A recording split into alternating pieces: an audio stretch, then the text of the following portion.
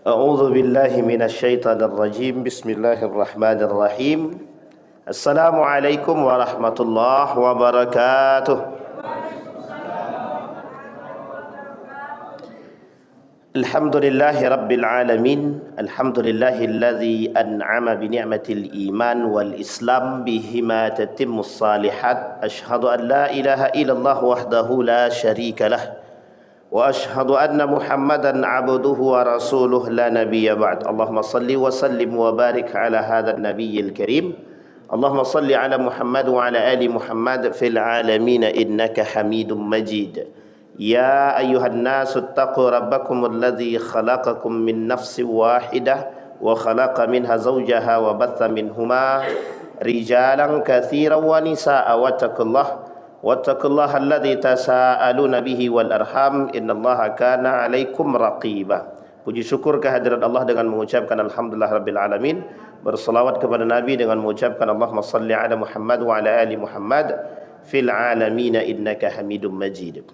Mudah-mudahan di subuh hari ini Allah memberkahi kita semua, insyaallah yang hadir husnul khatimah. Orang tua kita yang telah mendahului Allah tempatkan di tempat terbaik di sisinya, Allah terima amal ibadahnya, Allah kumpulkan bersama orang-orang yang saleh. Dan untuk orang tua kita yang masih hidup husnul khatimah, insyaallah kita semua keluarga yang sakinah, mawaddah warahmah, amin ya rabbal alamin. Di dalam Al-Quran Allah berkata atau berfirman, ya ayyuhalladzina amanu la yaskhar qaumun min qaumin asa an yakunu khairam minhum wala nisa'um min nisa'in asa an yakudna khairam minhudna wala talmizu anfusakum wala tanabazu bil alqab bi'sal ithmul fusuq ba'dal iman wa man lam yatub faulaika humuz zalimun. Di dalam surat Al-Hujurat ayat 11.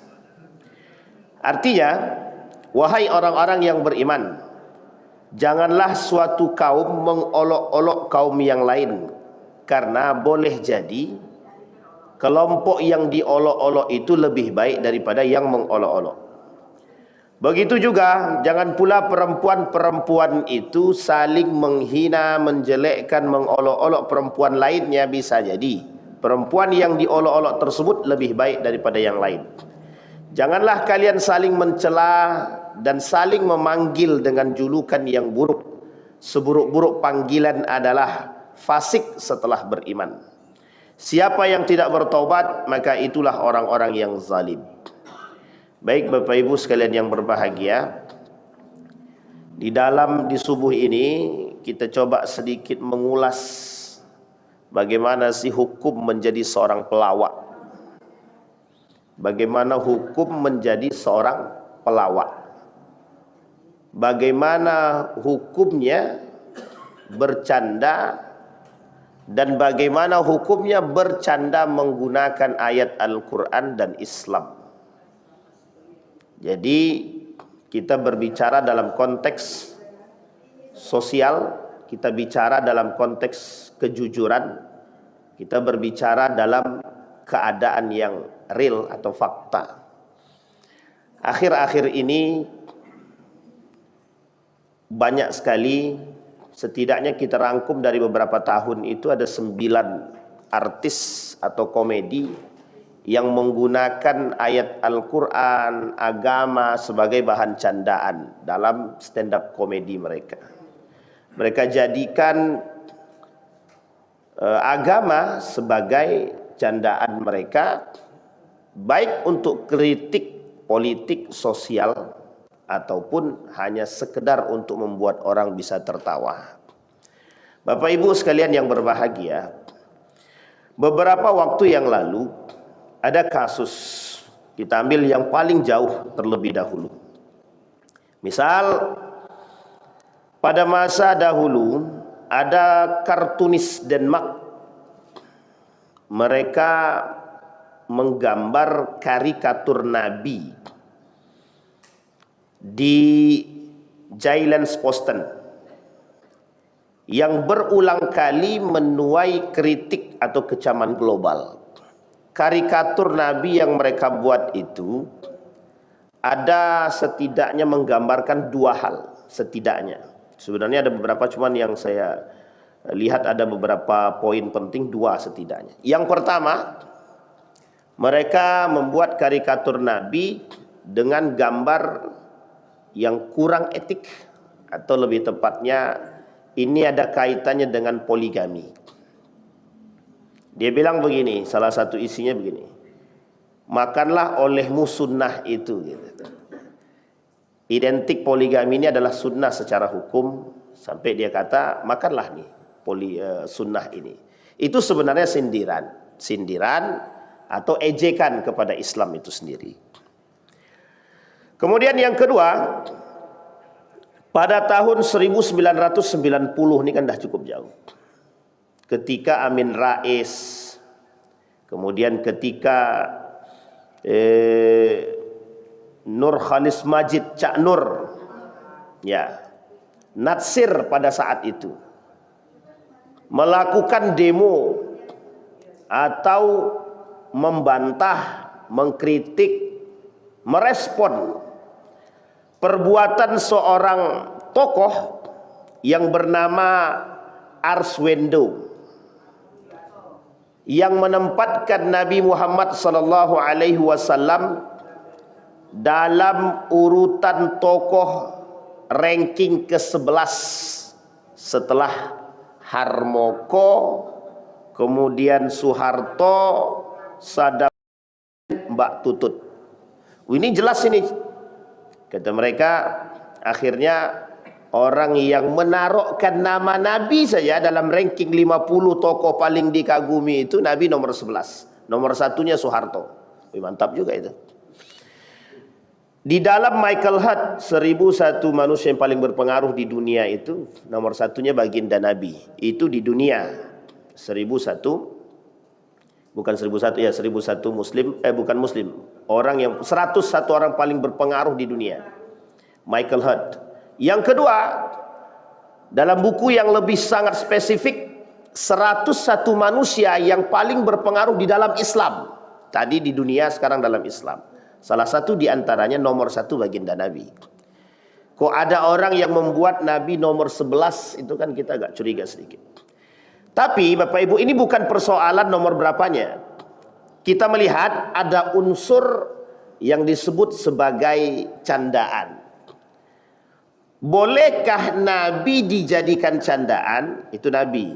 Bolehkah Al-Quran dijadikan candaan? Bolehkah Allah dijadikan mainan? Bolehkah syariat Islam dijadikan bahan olok-olokan? Kasus yang terjadi beberapa waktu yang lalu, ada banyak kasus. Salah satu di antaranya para artis-artis kita, sebutlah beberapa nama, ada Andre Taulani, ada siapa namanya itu, Atta Halilintar pada masanya 2019, dan banyak sekali, termasuk salah satunya Nikita Mirzani yang menantang Tuhan.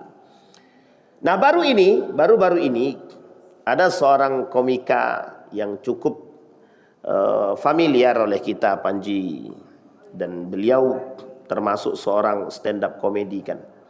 Nah, Bapak Ibu sekalian yang berbahagia, kita berbicara dalam konteks etika, hukum, dan hukum menjadikan agama sebagai candaan. Kita berbicara terlebih dahulu persoalan candaan, persoalan hukum. Apa sih sebenarnya hukum daripada lawakan itu? Istilah lainnya adalah bersendagurau. Hukum sendagurau.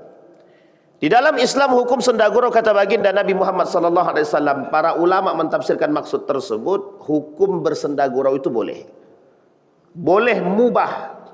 Mubah artinya adalah tidak ada larangan. Tidak ada larangan. Pertanyaannya adalah, pernahkah terjadi pada masa Nabi? Pernah terjadi pada masa Nabi? Pernah. Nabi pernah bercanda dengan para sahabat. Bahkan satu ketika ada seorang sahabat yang suka bercanda dengan Nabi. Nuaim. Nuaim ini pengen banget makan sama Nabi. Duit tak ada, nggak punya uang. Akhirnya dia datang ke satu toko. Apa dia kata di satu toko tersebut? pesan makanan. Dia cuma pesan makanan. Tolong antarkan ke masjid, Masjid Nabawi. Aku pengen makan bersama Nabi di situ. Dipesanlah kue di situ, beberapa kue di situ dipesan, dibawa makan. Diantar ke sana, dimakan di sana. Kemudian tak lama kemudian menjelang sampai sekitar 30 menitan, tukang toko ni tadi yang jualan tadi datang menagih bayaran. Sedang makan, Nabi sedang makan, Nuaim sedang makan. Ketika ditanya mau minta bayaran, Nuaim bilang, ini orangnya katanya yang akan membayar. Jadi Nabi disuruh bayar. Oleh Nuaim Nabi disuruh bayar. Loh, kata Nabi, kapan aku pesan? Nabi nggak pesan. Cuma Nuaim bilang, ya Rasulullah, aku nggak punya duit, cuma pengen kali makan bersama. Aku pesan, kata dia. Engkau yang bayar, kata dia. Akan begitu. Ini Nabi tertawa. Di situ Nabi tertawa. Ketika Nabi tertawa, dianggaplah ini sebagai gurauan antara Nabi dengan Nuaim. Yang kedua, kasus yang sama. Nuaim, satu ketika Nabi kedatangan tamu. Kedatangan tamu dari Basrah, dia membawa onta yang besar. Satu ketika oleh sahabat yang lain, Nuaim ini dikerjain sama mereka. Dipanggil Nuaim, sudah berapa lama kau tak makan daging, kata dia. Sudah lama sekali. Bagaimana kalau seandainya kita makan daging bersama? Ini ada onta yang besar, kata dia. Padahal itu onta tamunya Nabi. Nabi punya tamu, punya onta, ontanya besar. Oleh Nuaim, karena dia termasuk orang yang ya biasa, yang lurus begitu saja. Satu ketika unta ini tadi diambil sama Nuaim. Diambil, dipotong, dibagi-bagikan dagingnya tadi. 2 jam kemudian selesai pembagian daging, sudah dipotong-potong, diangkatlah daging tadi. Dibagikan kepada sahabat yang tadi minta untuk makan bersama. Apa kata Nuaim? Ini bagian kalian, ini bagian aku, kata dia. Dan sebagian lagi kita bagikan kepada masyarakat-masyarakat yang membutuhkan. Dilalah orang tamu tadi selesai bertamu dengan Nabi, dia keluar. Loh, ontaku tak ada. Nggak ada ontanya. Oleh para sahabat yang tadi, karena memang mereka berniat untuk mengerjai daripada Nuaim, Nabi dia bilang kepada Nabi, pelakunya Nuaim. Nuaiman maksudnya, pelakunya Nuaiman.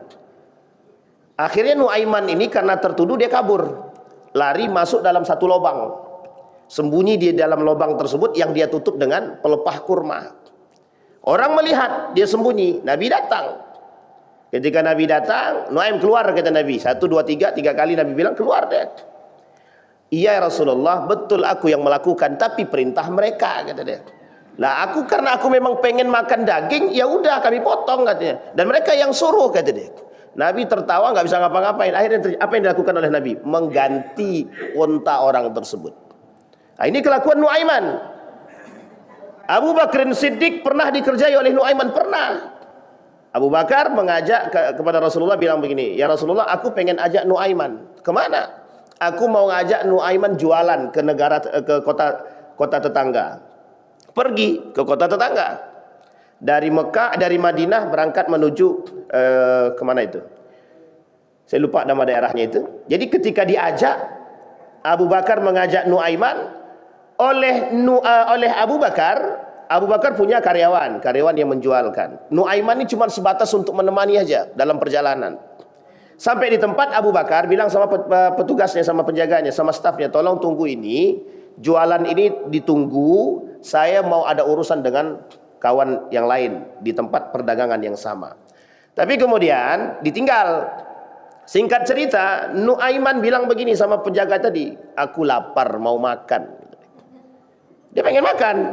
Sementara kata staf tadi, aku tidak diberikan izin untuk memberikan apapun kepada siapapun oleh Abu Bakar. Kan orangnya jujur. Bagus, baik banget, Pak. Apa kelakuan yang dilakukan oleh Nuaiman? Yang dilakukan oleh Nuaiman, datang ke penjual budak di pasar Ukas. Bukan di pasar Ukas. Di daerah tersebut ada penjualan budak. Datang dia ke sana, apa dia kata? Aku punya budak, tapi budakku ini unik sekali. Kalau dikatakan budak, dia nggak akan mengaku. Maka dari sekarang kalau kau mau beli tengok dari jauh, dan itu karakternya dia. Benar Pak, dijualnya budaknya ini. Stafnya Abu Bakar ini dijualnya. Kemudian datang orang tadi mengambil. Aku tahu kata majikanmu engkau tidak akan pernah mengaku budak. Ditangkaplah Pak. Setelah ditangkap dia otomatis tinggal cuma Nuaiman doang, dapat duit, dibelikan makanan. Setelah dibelikan makanan, Abu Bakar datang. Loh, mana stafku, kata Abu Bakar. Dijawab sama Nuaiman, karena orang yang tidak bisa berkata bohong, dia tetap jujur. Dia bilang, aku jual, kata dia. Habis aku lapar, kata dia. Nah, coba bayangkan, itu staf yang dijual sama Nuaiman. Dibawalah cerita ini kepada baginda Nabi Muhammad SAW dalam hadis yang sahih. Kata Nabi, Nabi tertawa terbahak-bahak sampai kelihatan gigi gerahamnya. Ini candaan. Nabi sering bercanda. Tapi Nabi tidak menyukai lawakan. Sehingga kata sahabat menukil dalam satu pernyataan itu, ketika Nabi berkata, jangan kalian bergurau. Sahabat bertanya, apakah gurauan itu hanya untuk Nabi dan kami tak boleh bergurau? Dijawab sama Nabi, aku tidak bergurau, bercanda, melainkan kebenaran. Ingat kalimat ini, melainkan kebenaran. Oleh para ulama menjadi dua hal, satu hukum, satu etik. Satu hukum, satu etika. Disinilah Bapak Ibu yang ingin kita coba angkat. Nanti kita coba sandingkan hukum menjadi seorang pelawak. Yang pertama yang mau kita bahas, apa sebenarnya hukum candaan itu? Candaan dulu. Nanti ada bahasa satire atau candaan terlebih dahulu. Hukum candaan itu mubah saja, boleh saja. Karena memang bahkan Nabi menganjurkan untuk orang untuk bisa bercanda antara satu dengan yang lain untuk menjalin kekerabatan secara hukum. Maka Imam Nawawi mengatakan, kata Imam Nawawi dalam Al-Azkar itu, boleh saja seseorang itu bercanda antara satu dengan yang lain. Pertanyaannya adalah, itu bercanda, tapi kalau menyindir bagaimana? Sindiran bagaimana? Satire. Sindiran. Bolehkah kita menyindir? Sesuatu sindiran yang kita lakukan sejauh tidak menyakiti hati orang lain, tidak ada masalah. Dibenarkan, mustahab, mubah, boleh. Sindiran sejauh tidak menyakiti hati orang.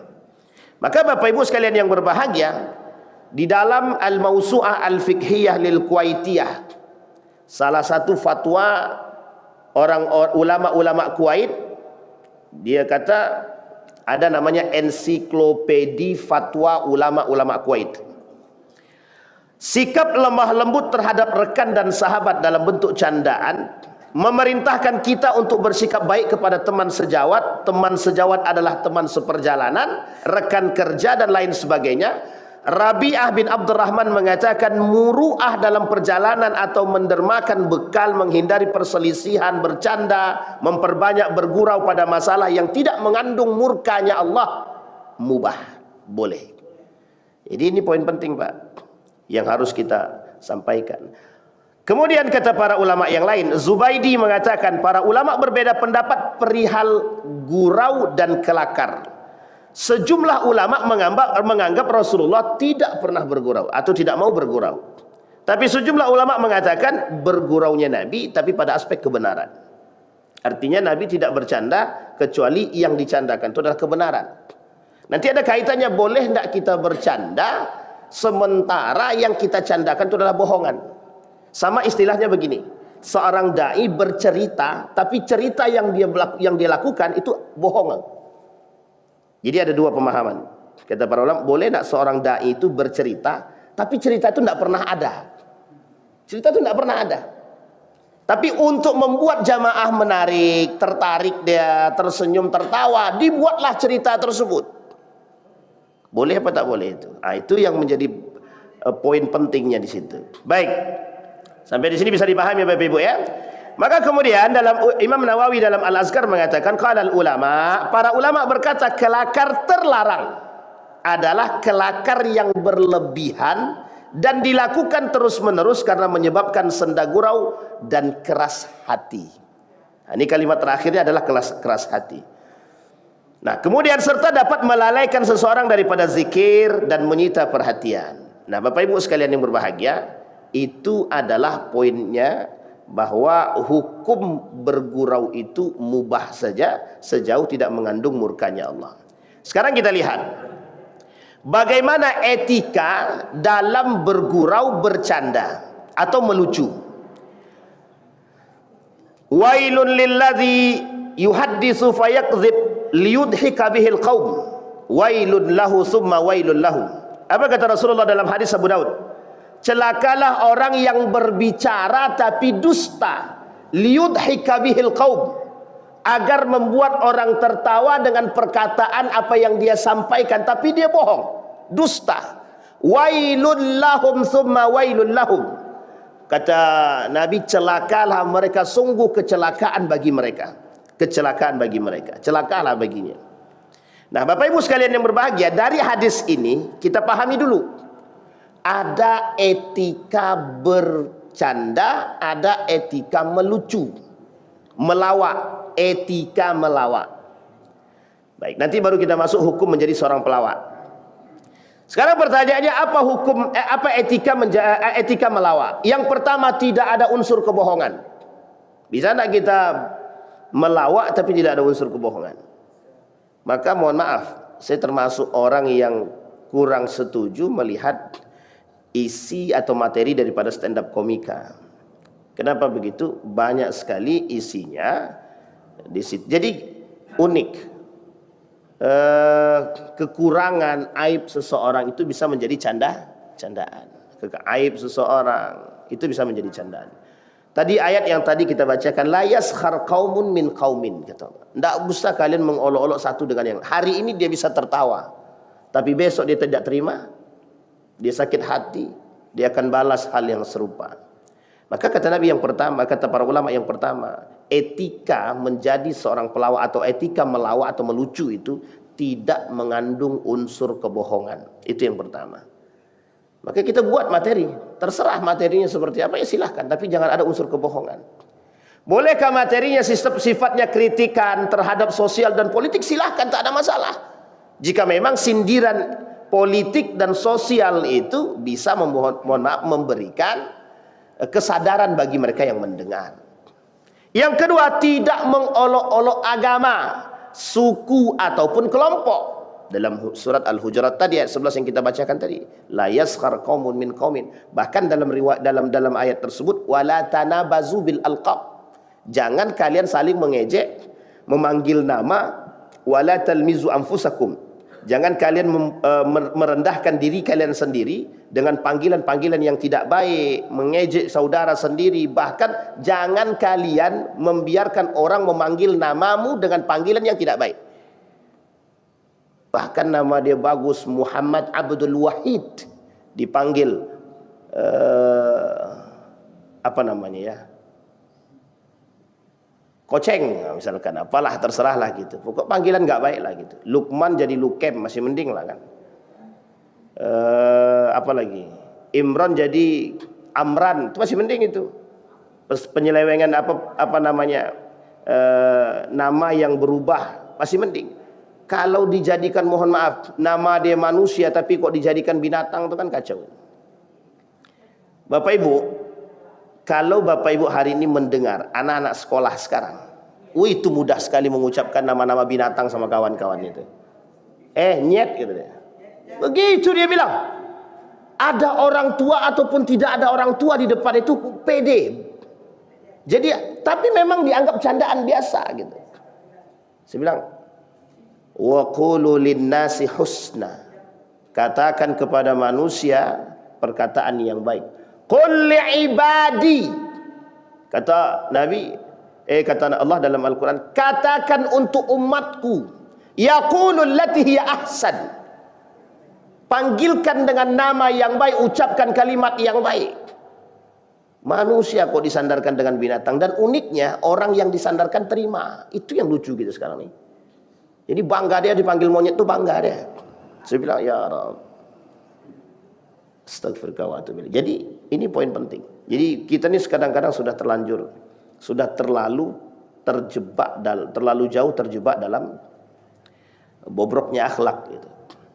Itu yang kedua. Sekarang yang ketiga, tidak vulgar atau mengandung unsur seksual. Ini kalau yang begini-begini nih, saya minta maaf ya Bapak Ibu. Boleh Bapak Ibu cek di media sosial. Ya memang isinya itu sekarang.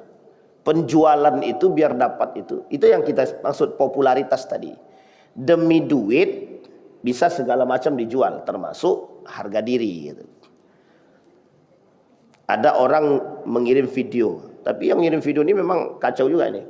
Masa dikirimnya ke kita kan gitu. Jadi video itu dikirimnya begini. Mengapa perempuan sekarang itu mudah sekali menjual diri gitu dia, demi mendapatkan popularitas. Nah, ini poin penting, Pak. Jadi apa maksudnya? Maksudnya adalah menjual keseksian tubuh hanya untuk mendapatkan. Dulu Bapak Ibu, dulu kita mengatakan Miss Universe itu adalah penjualan tubuh. Miss Universe itu penjualan wanita. Perempuannya nggak sadar gitu. Karena Miss Universe itu yang dijual apa? Keseksian. Kalau nggak seksi nggak mau orang, Pak. Kalau bentuk tubuhnya nggak bagus nggak mau dia, nggak akan lulus itu. Bahkan seleksinya itu begitu dia. Dulu juga begitu, mohon maaf ya. Saya nggak tahu itu dulu sempat viral itu seleksi masuk pramugari. Itu bahaya betul. Nah artinya Bapak Ibu sekalian yang berbahagia, itu dulu tertutup, sekarang terbuka semua. Terbuka semua. Makanya sekarang itu unik. Seksualitas, soal sesuatu yang tabu atau satu yang sensitif itu ditampakkan, bahkan dijadikan candaan. Bayangkan ada suami rela mohon maaf buat video di mana-mana itu, entah di YouTube, entah di TikTok, entah di Facebook, di Instagram. Saya dapat kabar dari kawan kemarin, cobalah sekarang ini gila sekali. Jangan ditengok, saya bilang. Kalau tengok kita makin gila, kita yang ikut gila. Apa yang mereka buat? Itu tadi Pak, dia punya istri, tapi dia justru demi duit tadi, memang itu tujuannya, demi uang tadi, dia rela aurat istrinya ditampakkan gitu. Hanya demi duit. Dan itu hari ini menjamur. Itulah yang hari ini dijadikan bahan candaan oleh siapa? Oleh generasi sekarang. Jadi tidak ada lagi aib, tidak ada lagi sensitif, tidak ada lagi sesuatu yang tabu, tidak ada. Nah ini yang kemudian menjadi dasar kita untuk mengatakan kepada dunia hari ini bahwa itu perbuatan tercela. Makanya kata para ulama, salah satu di antara etika melawak, melucu itu tidak boleh vulgar, apalagi seksual. Sangat tidak boleh, karena memang mohon maaf itu menjadi bahan candaan dan lain sebagainya. Ini kasus Isra Mi'raj kemarin yang lagi heboh di dunia media sosial. Tenang Ibu, tenang. Ini memang ibu-ibu kita ini sangat responsif. Memang kalau sempat ada ibu tuh yang joget tadi mungkin kena labrak juga sama ibu nih. Ya itu bukti nyata betapa mudahnya kita mempermainkan sesuatu yang tidak pada tempatnya atau meletakkan sesuatu tidak pada tempatnya. Yang keempat, tidak berkata kasar misui, kata orang Jawa. Tidak berkata kasar. Nah ini, kalau ini udah kita sampaikan tadi kan. Kasar, kotor, jorok, mainan anak muda sekarang. Mainan generasi sekarang. Yang mohon maaf. Yang tidak mengerti etika, yang tidak mengerti akhlak. Sebagian dai dikenal suka menggunakan kata-kata pisui atau pisuhan, makian dan lain sebagainya dalam ceramah. Oh ini juga ada kasusnya. Ini kasus Gus Miftah pada masa saat itu ya. Tapi alhamdulillah sudah ada permintaan maaf itu. Karena dianggap bisa membawa tertawa, membuat masyarakat yang mendengar tertawa. Jadi karena dia bisa membuat jamaah tertawa meskipun dia mengolok-olok orang, mencaci maki orang. Tapi mohon maaf Pak, itu harga diri manusia. Harga diri manusia. Tapi Ustadz ada yang memuji. Salah satu pujiannya adalah beliau adalah waliullah. Karena mohon maaf kata-kata itu membuat dia menjadi orang yang tadi tak mampu bisa menjadi kaya. Terlepas daripada persoalan tersebut, Allah mencela setiap manusia yang melakukan atau menjatuhkan martabat seorang muslim di hadapan muslim yang lain. Sibabul muslim fusuq wa qitaluhu kufrun. Ini poin penting Pak untuk kita pahami. Bukan hanya sekedar candaan, bukan hanya sekedar olok-olokan. Tapi mohon maaf Bapak Ibu, dalam pergaulan kita sehari-hari pun begitu. Meskipun kita tak berniat untuk melakukan, mohon maaf, menyakiti mereka atau hanya sekedar bercanda, kita tak boleh juga berlebihan dalam candaan, tak boleh. Karena Nabi tak suka berlebihan dalam candaan. Tidak mengganggu kesakralan materi dakwah. Jika humor terlalu dominan hingga mengaburkan pesan utama. Ini kasus para dai, mohon maaf. Sekarang itu makin banyak dai-dai bencong. Saya nggak tahu ini apa maksudnya gitu loh. Mengapa kok fenomena ini kok mencuat begitu banyak? Karena media sosial. Jadi banyak sekali sekarang itu dai-dai. Astagfirullah. Kenapa kok bisa dia laki-laki, kenapa harus jadi perempuan gitu loh. Ini dai-dai bencong. Ini naudzubillah. Ini sebenarnya sangat menjelekkan para dai, nama-nama dai yang lain. Dan uniknya Bapak Ibu sekalian yang berbahagia, ini menjadi satu objek yang paling diminati oleh masyarakat ketika ceramahnya lawakan. Jangan tersinggung Bapak Ibu, karena memang faktanya begitu. Lebih banyak ceramah lawakan diminati ketimbang isi daripada ceramah tersebut. Ada pernyataan begini, Ustaz, ceramah itu tidak boleh serius. Iya. Ceramah itu harus ada bercandanya, betul. Tapi kalau semuanya isinya tertawa, pertanyaannya apa? Tumitul qalbi, innad dahka tumitul qalbi. Apa maksudnya? Sesungguhnya tertawa terbahak-bahak itu bisa mematikan hati, membuat hati keras. Yang keenam, sesuai dengan tingkat pemahaman audiens dalam konteks dakwah. Kalau dalam konteks melucu bagaimana? Sama. Audiens yang datang ini siapa? Apakah semua audiens yang datang ini menyukai, mohon maaf, menyukai penghinaan, menyukai olok-olokan? Enggak, Pak. Sama sekali tidak. Maka sekarang bagaimana yang harus kita lakukan? Imam Al-Ghazali dalam kitab Ihya Ulumuddin mengatakan dan menekankan pentingnya menjaga keseriusan dan menyampaikan ilmu dalam konteks yang serius. Tidak bisa main-main, Pak. Nah, ini etika dalam melawak. Kalau kita masukkan etika melawak ini pada kondisi stand up komedi sekarang, ini masalah ini. Masalah. Karena kalau tidak menghina, tidak lucu. Kalau tidak menjatuhkan martabat orang, tidak lucu. Kalau tidak menjatuhkan kekurangan satu kelompok, tidak lucu. Dan tak jadi orang yang tertawa. Kalau tidak ada orang tertawa, berarti yang dia sampaikan adalah tidak baik, tidak bagus. Jadi standarnya adalah standar bagus atau tidaknya bagus materi tersebut adalah tertawanya, sekalipun menghina. Ini tak bagus, Pak. Tak baik. Nah, maka sekarang kita lihat. Itu dalam candaan umum. Sekarang kita lihat bagaimana hukumnya menjadikan agama sebagai bahan gurauan. Kata Allah dalam Al-Qur'an, "Dzalika wa may yu'azzim sya'airallah fa innaha min taqwal qulub." Demikianlah perhatian Allah, dan barang siapa mengagungkan syair-syair Allah atau syiar-syiar Allah, maka sesungguhnya itu timbul dari ketakwaan hati. Sebaliknya, orang yang mempermainkan justru telah menghina dan menghancurkan agama. Ala wa inna fil jasad mudgha'in wa idza saluhat saluhal jasadu kullu wa idza fasadat fasadal jasadu kullu. Ala wahyal qalbu. Apa kata dia? Kata seorang ulama. Mereka mengatakan, menukil dari perkataan tersebut sabda Nabi, hati itu menjadi poin penting untuk kita menjaga. Pertanyaannya adalah, bolehkah kita menjadikan agama sebagai bahan candaan? Kata para ulama, haram, terlarang. Haram, terlarang. Menjadikan agama sebagai candaan. Pertanyaannya, model seperti apakah candaan tersebut yang dilarang? Satu, kita ambil contoh. Kayak seperti yang dilakukan oleh beberapa para artis yang terdahulu. Sebutlah ada DJ membacakan Al-Fatihah, pakai baju lengan pendek, celana pendek, berkerudung. Ahmad Dhani yang membacakan Al-Fatihah, yang musiknya popkan. Sebutlah yang terdahulu itu, yang mereka katakan, memang siapa lo kok cinta Allah yang seperti apa? Cinta Allah, tapi cinta Allah yang seperti apa?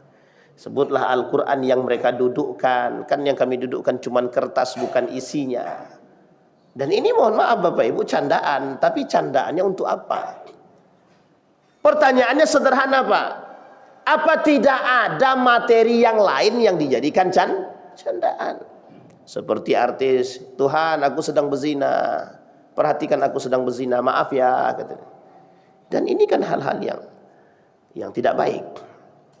Maka semua bentuk celaan dan penistaan terhadap atau tersebut merupakan kekufuran kepada Allah. Wala in sa'altahum la yaqulunna innama kunna nakhudu wa nal'ab. Qul abillahi wa biayatihi wa rasuli kuntum tastahzi'un. Apa kata Allah? Apakah dengan ayatku, dengan kekuasaanku, dengan rasulku, kata Allah, kalian melakukan atau mengolok-olok mereka gitu. Kemudian la ta'tadzirul yawm qad kafartum ba'da imanikum, kata Allah. Kalian telah terjebak dalam kekufuran setelah kalian beriman kepada Allah. Ini konteksnya Al-Quran, konteksnya agama. Jadi harus pandai mencari materi yang materi tersebut tidak membuat agama sebagai bahan mainan. Bapak Ibu sekalian yang berbahagia, contoh sederhana. Ketika Bapak Ibu punya anak di rumah dan bercanda dengan anak, tiba-tiba Bapak Ibu menjadikan agama ataupun Al-Quran sebagai candaan. Salah satunya adalah ketika Bapak Ibu mengajak anak bermain, tiba-tiba Al-Quran itu menjadi salah satu alat mainannya adalah Al-Quran. Bapak Ibu biasa pegang tangan kiri, taruh di lantai biasa, sejajar dengan kaki. Apa kata Imam Nawawi? Orang yang tidak menghormati Al-Quran, ini kitab Al-Quran ya, bukan isinya, tapi kitab Al-Qurannya, membawa dengan tangan kiri tidak punya adab, menaruh dia di lantai tidak punya adab. Apalagi yang isinya yang kita mainkan. Imam Nawawi dalam kitabnya At-Tibyan fi Adab Hamalatul Quran, apa kata Imam Nawawi? Tidak punya adab orang yang mohon maaf merendahkan Al-Quran, memegang dengan tangan kiri, tidak mohon maaf, tidak menghormati Al-Quran, bahkan termasuk daripada satu yang tidak punya adab ketika orang membaca Al-Quran tanpa wudhu. Dalam pandangan mazhab Syafi'i yang dinukil oleh Imam Nawawi, orang baca Quran saja tidak pakai wudhu, oleh Imam Nawawi dianggap tidak punya adab. Ini tidak mengatakan ini hukum haram ya, tapi tidak punya etika ataupun adab terhadap Allah. Itu saja cuma pada aspek Quran fisiknya, bukan pada aspek isinya. Bagaimana kalau isinya? Bisa dipahami Bapak Ibu? Itu saja menjadi persoalan. Masih ingat kasus ketika seorang sarjanawan, seorang dosen Universitas Islam Indonesia pada masanya membacakan ayat Al-Quran dengan langgam Jawa. Masih ingat ini, viral ini kasus ini. Itu kawan saya Pak.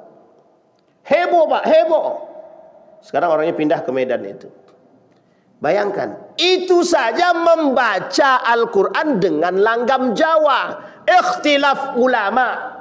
Sebagian besar mengatakan tidak boleh, tapi sebagian kecil yang lain mengatakan tidak ada masalah. Itu saja menjadi persoalan yang diperdebatkan. Bagaimana kalau isi daripada Al-Quran yang dipermainkan? Kau bilang tadi sholat itu bisa membuat kita tenang. Mana buktinya? Oh sholat, pemimpin sholat. Memang standar kesuksesan itu sholat. Nah ini yang kayak gini nih Pak. Kan dibawa dalam, mohon maaf, dibawa dalam materi sosialisasi, kampanye dan lain sebagainya, termasuk dalam stand up komedi. Uniknya Bapak Ibu sekalian yang berbahagia, itu biasa, dipandang biasa. Kasus Ahok akhirnya membawa kasus, dianggap sebagai penistaan terhadap agama. Artinya Pak, artinya adalah mudah sangat seseorang terjebak dalam penistaan agama dan kekufuran jika materi bercanda mereka adalah agama. Sekarang kita lihat apa dampak negatifnya. Dampak negatif yang pertama, kalau agama yang dijadikan bahan candaan dan mainan, olok-olokan yang tidak sesuai, yang pertama mohon maaf, dusta. Yang kedua yang paling berbahaya, kufur. Kufur. Al-istihza'u billah bikutubihi war rasulihi. Menghina Nabi, menghina Al-Quran, menghina ciptaan Allah dan agama itu sendiri dan Allah itu sendiri. Tidak bisa, Pak. Jadi kufur ya, terjebak dalam kekufuran. Sekarang kita lihat bagaimana dampaknya ketika kita menghina, mencaci, mengolok-olok, mempermainkan harga diri seorang kita, seorang kawan kita. Kita ambil contoh begini. Ada kita punya kawan. Kawan kita laki-laki, ini khusus bagi laki-laki. Dia laki-laki ini anggaplah mohon maaf tidak punya anak, sudah punya istri tapi nggak punya anak. Kita candain tuh, Allah, kau laki-laki tapi tak punya kemampuan, sakit hati nggak dia tuh? Tapi kita berniatnya bercanda. Ternyata kau tak laki-laki ya, sakit nggak tuh?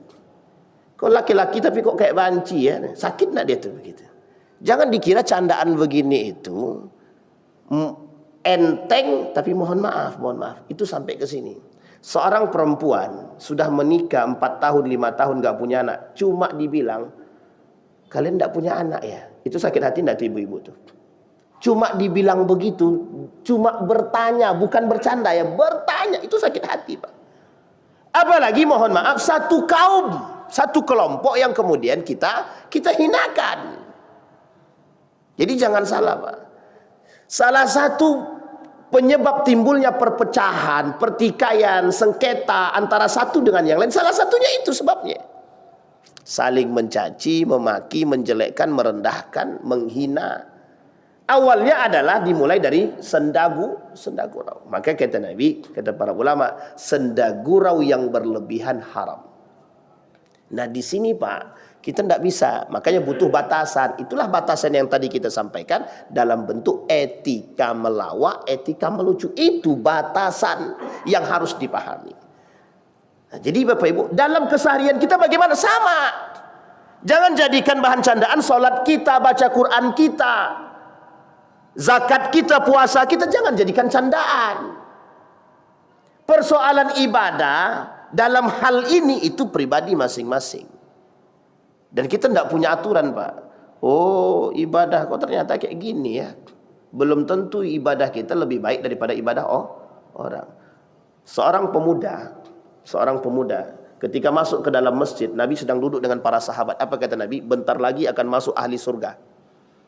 Bentar lagi akan masuk ahli surga. Waktu itu adalah sholat asar. Ketika sholat asar, Nabi sedang berkumpul dengan para sahabat. Tiba-tiba datang seorang pemuda. Seorang pemuda datang, biasa saja pakaiannya, biasa, tidak ada kelebihan apapun dalam pakaiannya, tak. Salat sunnah. Setelah salat sunnah, sahabat menanya sama Nabi, apa keistimewaan? Nabi nggak menjawab. Akhirnya 2 orang sahabat Nabi mencari alasan untuk mengetahui kenapa pemuda ini disebut sebagai ahlu surga. Bapak Ibu tahu apa yang dilakukan oleh 2 sahabat ini? Datang masuk ke rumah itu, datang ke rumah pemuda tersebut, ngetok pintu, menyamar sebagai seorang musafir. Apa kata 2 sahabat Nabi ini?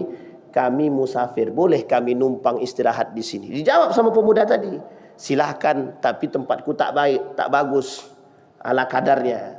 Kata 2 orang ini, tidak ada masalah berapapun, tidak bagaimanapun, yang penting kami dapat beristirahat sebentar menjelang 3 hari selesai. Karena adab bertamu itu paling lama 3 hari. Lepas dari 3 hari, seorang yang pemilik rumah bebas mau ngapain. Singkat cerita Bapak Ibu, hari pertama ditengok tahajud, tidak. Dianggap mungkin dalam perkiraan para sahabat tadi dia bakal bangun jam 3 subuh. Sebelum sholat subuh, jam 3. Ternyata bangunnya sebelum azan. Sahabat tanya, ini kapan tahajudnya gitu. Hari pertama Pak, duha biasa saja, cuma 2 rakaat, bahkan paling banyak 4 rakaat kata sahabat tadi. Sekarang pertanyaan, di mana kok Nabi bisa katakan di ahlu surga, ahlul jannah? Hari pertama, hari kedua, hari ketiga. Hari ketiga penasaran sahabat tadi, 2 orang sahabat makin tinggi Pak. Ditanya langsung, kata Nabi, kau ahli surga, apa yang menyebabkanmu menjadi ahli surga? Dijawab Pak, yang pertama, kata dia menjaga wudhu. Yang kedua, yang paling penting itu yang kedua. Aku tak pernah mencaci maki orang, tak pernah menggibah orang, tak pernah ngomongin orang, tak pernah menjelekkan orang. Pertanyaannya manusia saja, tak pernah dia olok-olokkan, tak pernah dia singgung segala macam. Bagaimana dengan agama? Bisa dipahami Bapak Ibu? Apa kata sahabat Nabi? Inilah yang dimaksud oleh Nabi, gitu. Cuma karena menjaga lisan, cuma karena menjaga perkataan, tidak mau, mohon maaf, tidak mau berlebihan dalam bercanda, tidak mau menggibah. Dia tutup telinganya ketika ada gibahan, dia tutup telinganya, dia pergi. Cuma karena itu doang, Pak. Artinya mohon maaf sekalian, Bapak Ibu sekalian yang berbahagia, mudah sekali untuk masuk surga sebenarnya, gitu. Cuman kita lebih memilih masuk neraka, kan, gitu. Orang-orang lebih memilih masuk neraka, gitu. Masih banyak materi candaan itu yang masih bisa kita buat tanpa harus, mohon maaf, melibatkan agama sebagai bahan permainan. Nah, disinilah poin pentingnya bagi kita Bapak Ibu, bahwa hati-hatilah dalam berucap, dalam bertindak, dalam bersikap. Nah, uniknya lagi, fenomena ini menjadi satu fenomena yang familiar dan populer hari ini, seperti persoalan-persoalan stand up tadi, lucu-lucuan tadi. Bahkan tayangan-tayangan sekarang itu banyak yang tayangan-tayangan lucu-lucuan. Nah, seperti di televisi Bapak Ibu lihat banyak sekali candaan, dan tidak seru kalau stasiun televisi itu tidak menyediakan satu program yang sifatnya candaan. Karena mereka senang di situ. Orang hari ini dibuat seperti itu. Jadi candaan itu adalah sebagai sesuatu yang bisa menjual. Nah, Bapak Ibu, kalau hanya sebatas pada candaan yang memang tidak mengandung murkanya Allah, ya silahkan. Makanya sifatnya mubah. Nah, berkaitan tentang hal ini, maka para ulama mengatakan haram hukumnya bercanda menyakiti orang. Haram hukumnya bercanda mengandung unsur kemurkaan. Haram hukumnya bergurau, melucu, melawak jika ada unsur kebohongan. Dan melanggar batas 6 etika yang tadi kita sampaikan. Dan itu wajib menjadi perhatian bagi kita. Nah, Bapak Ibu sekalian berbahagia, sebelum kita tutup, ada satu hadis daripada baginda Nabi Muhammad sallallahu alaihi wasallam. Wa innal abda la yatakallamu bil kalimati min sakhatillah la yulkilaha bibalan yahwi biha fi jahannam. Sesungguhnya seorang hamba mengucapkan suatu kalimat yang mendatangkan murkanya Allah, sedangkan ia memandangnya sesuatu hal yang sepele. Namun dikarenakan hal tersebut, dia terperosok masuk ke dalam neraka jahanam. Kufur. Pelaku kekufuran bisa masuk ke dalam neraka jahanam. Kita ambil contoh candaan yang bisa mengantarkan mereka masuk ke dalam neraka jahanam. Seorang pemuda yang mempermainkan neraka itu sendiri. Bro, aku sedang di neraka. Ternyata tidak terlalu panas-panas betul. Nah, ini yang menjadi bahan candaan. Itu menggunakan aplikasi AI dan lain sebagainya. Apapun itu, maka haram hukumnya mereka bercanda atau melawak, melucu, menggunakan atau menerobos batas-batas yang sudah ditentukan oleh agama. Setidaknya adab menjadi pondasi, adab menjadi kontrol bagi kita, akhlak adab menjadi kontrol bagi kita untuk menyampaikan sesuatu. Kalau punya adab, dia punya akhlak, dia punya etika, dia insya Allah rambu-rambunya jelas. Ditambah dengan yang kedua, iman. Nah, dua-dua ini kalau bersatu dia, insya Allah akan menghasilkan manusia-manusia yang baik. Mudah-mudahan ada manfaat bagi kita semua. Mudah-mudahan bisa menambah keimanan kita. Mudah-mudahan bisa kita paham bahwa tidak semua candaan itu punya tempat terbaik. Bahkan bisa terjebak dalam kekufuran dan penistaan. Insya Allah kita dijaga oleh Allah Subhanahu wa ta'ala. A'udzubillahi minasyaitonirrajim. Bismillahirrahmanirrahim. Hamdas syakirin, hamdan na'imin, hamdan yuwafi ni'amahu wa yukafi mazidah. Ya Rabbana lakal hamdu kama yanbaghi li jalali wajhikal karim azim sultanik. اللهم فقهنا في الدين وعلمنا التأويل اللهم اغفر لهم وارحمهم وعافيهم واعف عنهم وأكرم نزولهم ووسع مدخلهم واجعل الجنة مثواهم يا مجيب السائلين ويا قابل التائبين اللهم اغفر لهم وارحمهم وعافيهم واعف عنهم وأكرم نزولهم ووسع مدخلهم واجعل الجنة مثواهم ربنا ظلمنا أنفسنا وإن لم تغفر لنا وترحمنا لنكونن من الخاسرين اللهم اختمنا بالصالحين اللهم اختمنا بالصالحين ربنا آتنا في الدنيا حسنة وفي الآخرة حسنة وقنا عذاب النار والحمد لله رب العالمين السلام عليكم ورحمة الله wabarakatuh.